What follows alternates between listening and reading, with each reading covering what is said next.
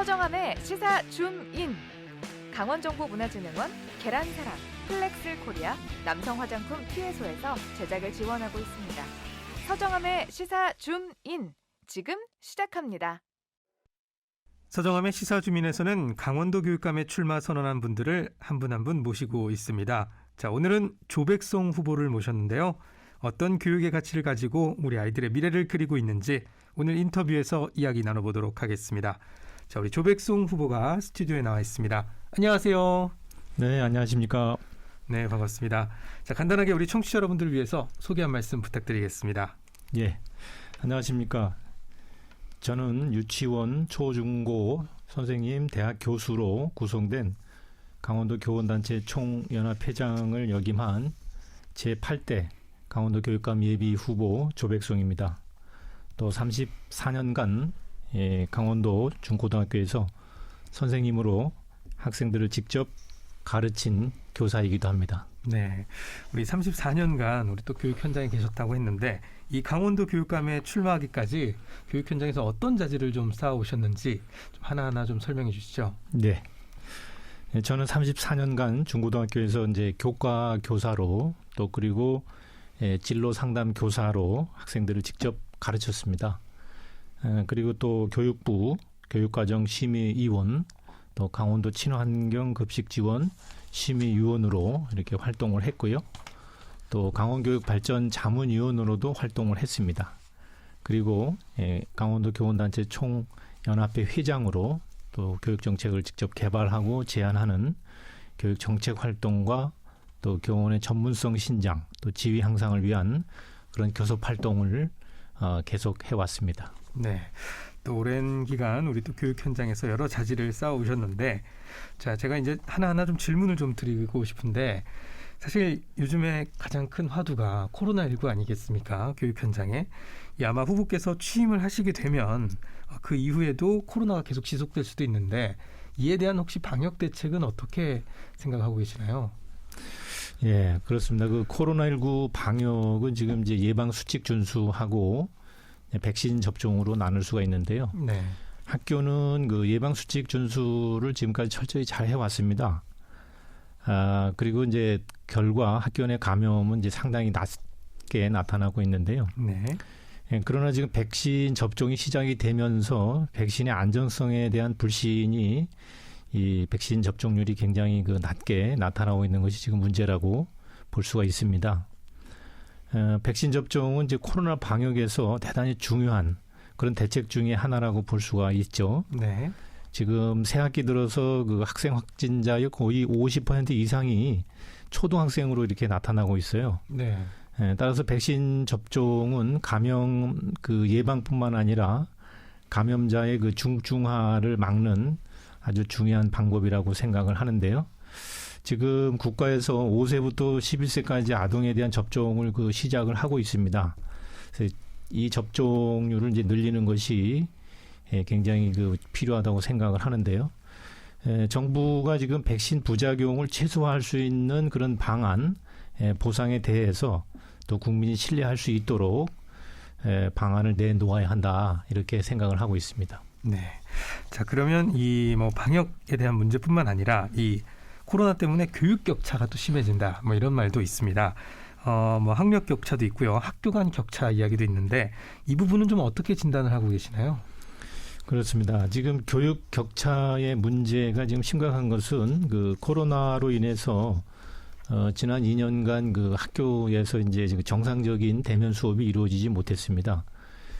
그에 따른 그 문제가 이제 크게 나타나고 있는데요. 특히 이제 이 학력 격차는 농촌과 도시 지역 간의 격차가 이제 더 크게 발생을 하고 있습니다. 네. 이것은 이제 등교 수업이 이루어지지 못할 때 원격 수업이 이제 만약에 완벽하게 이루어진다면은 이런 학력 격차 문제는 어느 정도 충분히 해소될 수 있다고는 보는데요. 네. 지금 이제 효율적인 원격 수업이 진행되기 위해서는 학교에서 그 양방향 수업이 가능한 그런 디지털 교과 교실을 구축을 해서 그 선생님들이 항상 원격 수업을 할 수 있는 시스템을 갖춰야 한다고 생각을 합니다. 현재는 이제 선생님마다 각기 다른 원격 수업 방식으로 수업을 진행하기 때문에 네. 수업의 효율성이 굉장히 낮습니다. 그래서 저는 이제 교육감에 취임을 하면 최우선으로 각 교실에 실시간 쌍방향 원격 수업이 가능한 그 디지털 교과 교실 구축을 추진을 하도록 하겠습니다. 이렇게 또 쌍방향으로 이렇게 될 수 있는, 그래서 이렇게 표준화될 수 있는 그런 교육을. 그렇죠. 지금은 이제 그 선생님들마다 네. 그 노트북, 네.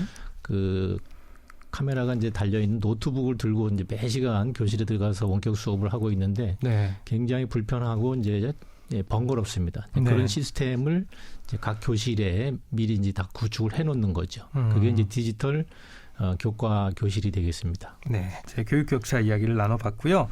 자, 그리고 강원 교육의 문제점으로 자주 지적되는 게 이 학력 저하 문제입니다. 강원도 우리 학생들의 학력 저하 문제인데 이에 대해서는 좀 어떤 생각을 갖고 계시는지 좀 듣고 싶습니다. 네, 우리 강원도 학생들의 그 학력 저하 문제는 그 지난 12년간 그 노조 출신 교육감 이후에 이제 지속적으로 나타난 그 문제입니다. 이 노조 교육감 체제에서는 이제 그동안 혁신 학교 운영, 네. 또 학교 민주화를 이제 강제하고 또 수업 혁신을 강조하면서 학교에서 제대로 된 교과 수업이 이제 이루어지지 못했습니다.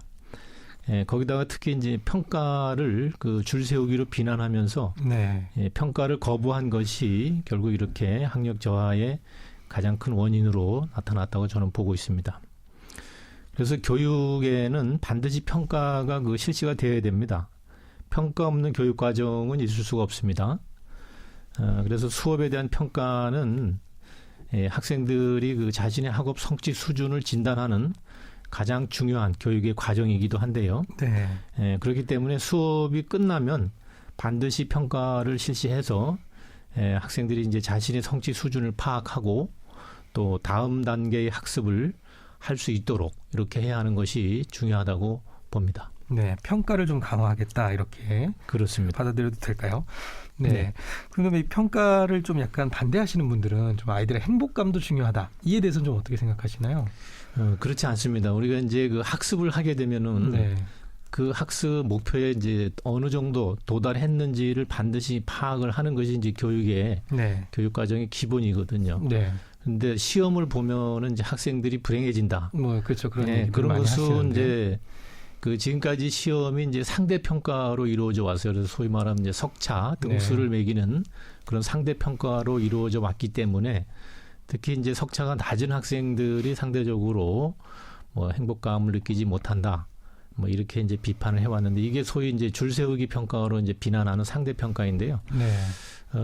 이 학업 성취도 평가는 상대 평가가 아닌 그 성취 수준을 평가하는 절대 평가로 충분히 가능하거든요. 이건 절대 줄 세우기가 아닙니다.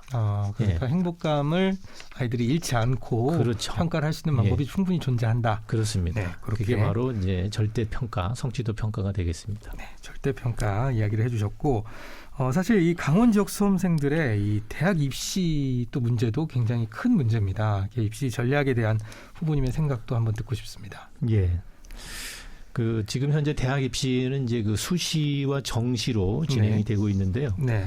우리 강원도 학생들은 거의 90%가 지금 이제 수시로 네. 이렇게 이제 대학에 진학을 하고 있습니다. 네. 이 수시는 이제 그 학교 내신 성적을 기초로 해서 선발하는 전형인데요. 반대로 이제 수능 시험을 기준으로 선발하는 이제 정시에는 우리 학생들이 아예 지원을 할 생각을 못 하고 있는 거예요. 네. 그것은 왜 그런가 하면 그동안 이제 학교 수업이 평가 없이 그 행복 성장 평가, 뭐 배움 중심 평가 이런 식으로 해서 그냥 수업 과정만 평가를 했기 때문에 실제 수능 시험에서는 이제 성적이 좋게 나오지를 못합니다. 그러니까 아예 이제 정시에 도전을 못 하는 거죠. 그래서 이 수능 시험 과목은 이제 모든 학교에서 배우는 과목의 그 기초 지식부터 그 고차원적인 그런 내용의 이제 적용이라든지 분석 등을 평가하고 있는데 네. 학교에서 제대로 된 수업이 안 되고 또 평가조차 정상적으로 이루어지지 못하기 때문에 우리 학생들이 이제 수능 시험에서는 좋은 성적을 받을 수 없게 되는 겁니다. 그래서 이제 저는 학교에서 정시로 지원하고자 하는 대학에 지원하고자 하는 학생들도 수능에서 좋은 성적을 받을 수 있도록 충분히 학교에서 수능 준비를 해줘야 할 책임이 있다. 네. 이렇게 보고 있습니다. 학교에서는 어떻게 조금 준비를 해줄 수 있을까요, 아이들의 수능에 대해서? 그러니까 오늘도 이제 그 전국 연합 학력 평가가 이제 고등학교 1, 2, 3학년을 대상으로 이제 실시가 되고 있는데 이게 그 수능 시험 일종의 그 모의고사입니다. 네. 전국 연합 학력 평가가. 네. 그래서 이게 이제 수능 시험 과목을 그대로 이제 평가를 하는 시험인데요. 네. 이런 준비를 꾸준히 지속적으로 해줘야 되죠. 특히 이제 고3 학생들에게는 네. 굉장히 중요한 그런 교육 과정이라고 할 수 있겠습니다. 네. 저희가 지금 녹음일 기준으로 지금 3월 24일인데요. 네, 어제 또 평가가 있었다고 합니다. 자, 그리고 다음 질문을 조금 계속 드려보도록 할 텐데 이 보육과 양육에 대한 문제도 굉장히 큰 화두입니다. 이 후보님은 좀 어떻게 보고 계시나요? 예, 저는 이제 그 보육과 양육의 문제는 좀 교육하고 분리해야 된다고 보고 있습니다. 네. 학교에 입학하기 전 아이들을 이제 보호하고 양육하는 문제는 교육과는 좀 다른 영역에서 이제 담당을 해야 한다고 생각을 하는데요. 지금 초등학교에서 실시하고 있는 그 방과 후 돌봄을 지금 교육의 영역으로 보고 교육부에서 지금 담당을 하고 있습니다. 네. 그런데 학교는 국가 교육과정에 의거해서 이루어지는 교육활동 기관입니다. 네네. 그렇기 때문에 보육과 양육은 교육과는 이제 분리해서 보건복지부 또는 뭐 지자체에서 담당을 해야 한다고 생각을 하고요. 네. 그래서 지금 초등학교에서 이루어지고 있는 그 방과 후 돌봄도 네. 사실은 이제 지자체로 저는 이관을 해서 지자체에서 담당하는 것이 맞다. 이렇게 생각을 하고 있습니다. 조금 더 전문적인 좀 영역에서 봐야 된다. 이렇게 보시는 그렇습니다. 건가요? 네. 교육과 보육은 반드시 분리를 해야 된다. 이렇게 네. 봅니다. 네, 반드시 분리를 해야 된다. 네. 이렇게 보고 계시고. 자, 그러면 우리 조백송 후보가 꼽는 이 강원 교육의 현안은 좀 뭐라고 보십니까? 예, 지금 그 강원 교육의 가장 큰 현안은 이제 그동안 계속 누적되어 온 그 학력 격차 또 학력 저하를 하루속히 이제 정상화시키는 문제가 가장 시급하다고 네. 보고 있습니다. 이 학력 저하는 그 선생님들이 이제 수업의 전문성을 바탕으로 자신이 맡고 있는 이제 교과 수업을 잘 할 수 있도록 네. 이렇게 이제 보장을 해줘야 되고요. 네.